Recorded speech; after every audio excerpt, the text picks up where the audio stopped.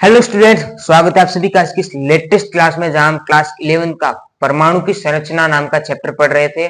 आज है हमारा लेक्चर नंबर 2। आज हम समझने वाले हैं इलेक्ट्रॉन की खोज की, किस प्रकार इलेक्ट्रॉन की खोज हुई थी। तो चलिए स्टार्ट करते हैं। सबसे पहला हमारा टॉपिक है इलेक्ट्रॉन की खोज।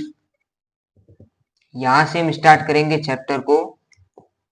सबसे पहले समझते हैं इलेक्ट्रॉन की खोज कैसे हुई थी। सबसे पहले साइंटिस्ट लोगों ने क्या किया कि एक ली विसर्जन नलिका ली, कुछ इस प्रकार की, और इस प्रकार जगह छोड़ी। यहाँ पे ली वैक्यूम पंप,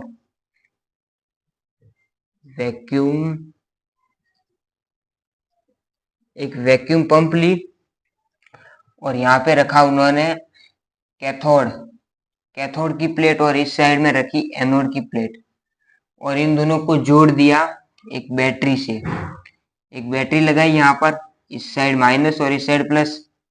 ये है अपना कैथोड, एवं इस साइड में है अपना एनोड, उससे जोड़ा बैटरी से। इसके अंदर क्या किया कि इसके अंदर जो दाब है बिल्कुल बहुत ही कम लिया, 10 की घात -5 mm ऑफ मर्क्यूरी। एक मात्रक होता है दाब का, मर्क्यूरी वाला, mm of mercury. Vacuum pump से दाब जो है बहुत ही कम लिया, 10 की घात -5 जितना दाब लिया। और इसकी जो वोल्टेज है, वोल्टता, वो बहुत ही हाई ली, बहुत ही मतलब जबरदस्त लेवल की हाई वोल्टेज, तगड़े लेवल की, लगभग 10,000 वोल्ट इतनी ली उसकी वोल्टेज। और जब इतनी वोल्टेज ली तब वैज्ञानिक लोगों को क्या देखने को मिला, यहाँ पे उन्होंने क्या किया, यहाँ पे एक ZnS की परत ली। ZnS की परत से क्या होता है, एक स्फुरदीप्त पदार्थ होता है ZnS, जिससे क्या है कि इधर से अगर कोई चीज इधर आएगी तो यहाँ पे प्रकाश पड़ेगा, यहाँ पे कुछ होगा जिससे हमें पता चलेगा कि यहाँ पे कुछ चीजें यहाँ से इधर आ रही है या इधर से इधर जा रही है। इधर भी ली स्फुरदीप्त पदार्थ, जिसे हम ZnS बोलते हैं, वह चीज ली। तब क्या हुआ कि यहाँ से कुछ कण जो है, कुछ किरणें उनको इस साइड में आती हुई दिखाई दी, क्योंकि यहाँ पे ये जो ZnS है उसके ऊपर प्रकाश पड़ा। तब उससे उनको ये पता चला कि कुछ किरणें हैं, कुछ चीजें जो यहाँ से इस साइड जा रही है, कैथोड से एनोड की ओर, जिनका नाम रखा उन्होंने, वैज्ञानिकों ने, कैथोड किरणें। कैथोड किरणें इनका नाम रखा, क्योंकि कैथोड से निकल के एनोड की ओर वो जा रही थी किरणें, उनका नाम रखा गया कैथोड किरणें। फिर उन्होंने क्या किया कि यहाँ पे माइनस की प्लेट लगाई, और इस साइड में प्लस, यहाँ पे माइनस का आवेश रखा, यहाँ पे प्लस आवेश। तो उससे क्या हुआ कि ये जो किरणें थी ये प्लस की ओर आकर्षित हुई, प्लस की ओर आकर्षित हुई। प्लस की ओर वही चीज आकर्षित होती है जिसके खुद के अंदर माइनस हो। यानी इससे हमें ये पता चला कि ये किरणें हैं, कैथोड किरणें, इनके अंदर नेगेटिव आवेश है, माइनस आवेश है इनके अंदर, और बहुत ही तगड़े लेवल का माइनस आवेश है, जिसके कारण ये प्लस की ओर जो है आकर्षित हुई। फिर हमने क्या किया कि यहाँ पे एक अवरोधक लगाया। अवरोधक समझते हो, अवरोधक, जिससे इनके बीच में रुकावट पैदा हो। ये समझने के लिए कि क्या इनके बीच में रुकावट पैदा होती है या नहीं, इनका अवरोधक दिया। तब उससे ये जो अवरोधक है, इसकी जो छाया है वो हमें प्राप्त हुई, कुछ इस प्रकार अवरोधक की छाया प्राप्त हुई, जिससे ये कंफर्म हुआ कि हाँ यार, कुछ न कुछ तो है जो इधर से इस साइड जा रहा है। कैथोड किरणों का मतलब कंफर्मेशन हुआ, एकदम कंफर्म हुआ कि कुछ चीजें इधर जा रही है। उसके बाद क्या हुआ,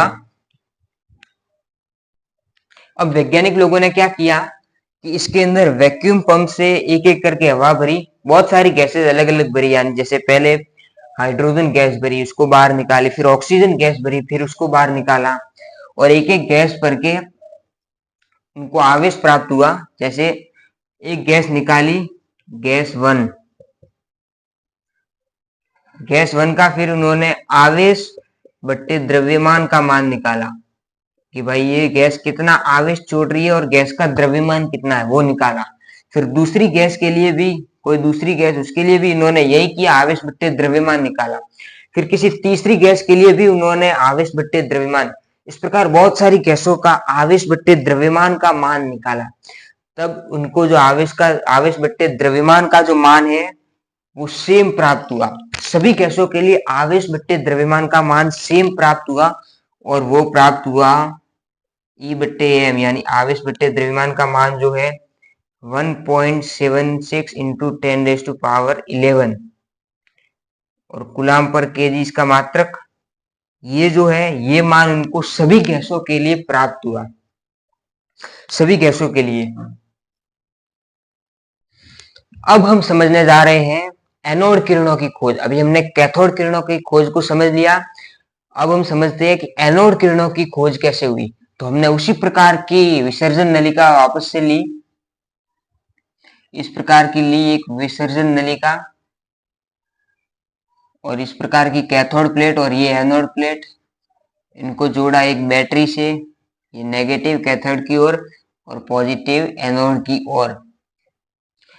और हमने क्या किया कि ये जो कैथोड है, छिद्रदार कैथोड की प्लेट ली हमने, पहले बिना छिद्र वाली ली, कुछ फर्क नहीं पड़ा। हमने सोचा था कि हो सकता है इधर से भी कोई चीज इधर जा रही हो, इसलिए इधर हमने ZnS की स्फुरदीप्त पदार्थ लिया, जिसे ZnS बोलते हैं, स्फुरदीप्त पदार्थ लिया, ताकि कोई चीज इधर आए तो हमें पता चले। तो बिना छिद्रदार प्लेट ली तब कुछ नहीं, कोई भी चीज इधर नहीं गई तो कुछ फर्क नहीं पड़ा। जब छिद्रदार प्लेट ली तब यहाँ पे प्रकाश पड़ा, तब जाके यहाँ से प्रकाश पड़ा, तब हमें समझ में आया कि कुछ ऐसी चीजें हैं जो यहाँ से इस साइड में भी जाती हैं। इधर से इधर तो आती है इलेक्ट्रॉन, जिसकी खोज हो चुकी थी। उसके बाद कुछ चीजें जो है इस साइड एनोड से कैथोड की ओर भी गई। ये हमने पता लगाया कि ये क्या चीज है जो एनोड से कैथोड की ओर भी जा रही है, और सिर्फ छिद्रदार कैथोड के अंदर से ही जा रही है, बिना छिद्रदार कैथोड के अंदर से नहीं जा रही है। इसका जब पता लगाया, और इसका पहले नाम रखा गया एनोड किरणें। एनोड किरणें, ये थी एनोड किरणें। यहाँ पे भी हमने प्लस और माइनस की प्लेट ली, नीचे प्लस लिया और ऊपर प्लस लिया। और ये जो किरणें हैं ये माइनस की ओर अट्रैक्ट हुई, माइनस की ओर जो है आकर्षित हुई। ये जो किरणें हैं माइनस की ओर आकर्षित हुई। वो कैथोड किरणें प्लस की ओर आकर्षित हुई थी और ये माइनस की ओर आकर्षित हुई। माइनस की ओर वहां चीज ही आकर्षित होती है जो खुद प्लस हो, खुद के अंदर पॉजिटिव आवेश हो। इसके अंदर पॉजिटिव आवेश था, इस वजह से ये माइनस की ओर आकर्षित हुई। इससे ये पता चला कि ये जो किरणें हैं एनोड किरणें, इनके अंदर पॉजिटिव आवेश है, धनात्मक आवेश है इनके अंदर। लिख देता हूं यहाँ पे, पॉजिटिव आवेश इनके अंदर था, जिसकी वजह से हमें ये पता चला कि इसके अंदर है पॉजिटिव आवेश। इसके अंदर एक गैस भरी, गैस नंबर 1, कोई भी गैस हो सकती है, हाइड्रोजन, ऑक्सीजन, और उसके अंदर जब उसका आवेश बट्टे द्रव्यमान का मान निकाला, इसके लिए ये जो एनोड किरणें थी इनके लिए आवेश बट्टे द्रव्यमान का मान निकाला। फिर गैस 2 के लिए भी मान निकाला इसी आवेश बट्टे द्रव्यमान के लिए। गैस 3 के लिए भी इसका मान निकाला, यानी एक गैस भरी, उसके लिए आवेश बट्टे द्रव्यमान का मान निकाला, उसको बाहर निकाली। फिर दूसरी गैस भरी, उसके लिए आवेश बट्टे द्रव्यमान का मान निकाला, उसको बाहर निकाली। फिर तीसरी गैस भरी, सबके लिए आवेश बट्टे द्रव्यमान का मान निकाला। और उसके बाद हमारा दिमाग खराब हो गया, दिमाग खराब ही हो गया। इसलिए हुआ क्योंकि ये जो आवेश बट्टे द्रव्यमान का जो मान है ये सबके लिए अलग अलग आया, अलग अलग आया। जितनी भी गैसें भरी सबके लिए अलग अलग डिफरेंट मान आए आवेश बट्टे द्रव्यमान के। कैथोड किरणों में सबके लिए सेम मान आया था सभी गैसों के लिए, लेकिन यहाँ पे सबके लिए अलग अलग मान आया। ऐसा इसलिए हुआ, इसके अंदर क्या हुआ था कि जैसे सबसे पहले हमने इसके अंदर हाइड्रोजन गैस भरी, हाइड्रोजन गैस भरी, तब क्या हुआ, हाइड्रोजन से H+ अलग हुआ एवं इलेक्ट्रॉन बाहर निकला। इसको बैलेंस करो तो ये इस प्रकार होगा, H प्लस अलग हुआ, इसके अंदर है एक प्रोटॉन एवं ये है एक इलेक्ट्रॉन। उसके बाद हमने जैसे हीलियम गैस भरी, तो हीलियम के लिए क्या हुआ, हीलियम के लिए भी सेम चीज, He प्लस अलग हुआ, 2He प्लस, और 2 इलेक्ट्रॉन बाहर निकले। ऐसा इसलिए हुआ, इसका कारण ये था कि जैसे मान लो सबसे पहले हमने हाइड्रोजन गैस भरी, तब क्या हुआ, हाइड्रोजन गैस हमने H2 लिया, तब उससे H प्लस अलग हुआ एवं इलेक्ट्रॉन अलग हुआ। उसके बाद हमने हीलियम गैस भरी, तब क्या हुआ कि हीलियम के अंदर 2 इलेक्ट्रॉन होते हैं, तो 2 इलेक्ट्रॉन बाहर निकले एवं He2 प्लस बन के बाहर निकला।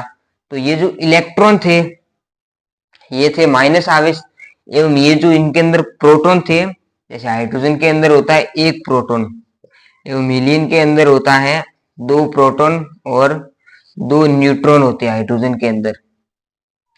और प्रोटॉन जो होता है वो बहुत ही ज्यादा भारी होता है इलेक्ट्रॉन से। इलेक्ट्रॉन से कितना गुना होता है, प्रोटॉन होता है 1687 गुना इलेक्ट्रॉन। प्रोटॉन का जो भार होता है इतने गुना इलेक्ट्रॉन का भार होता है, 1687 गुना, इतना ज्यादा भारी होता है।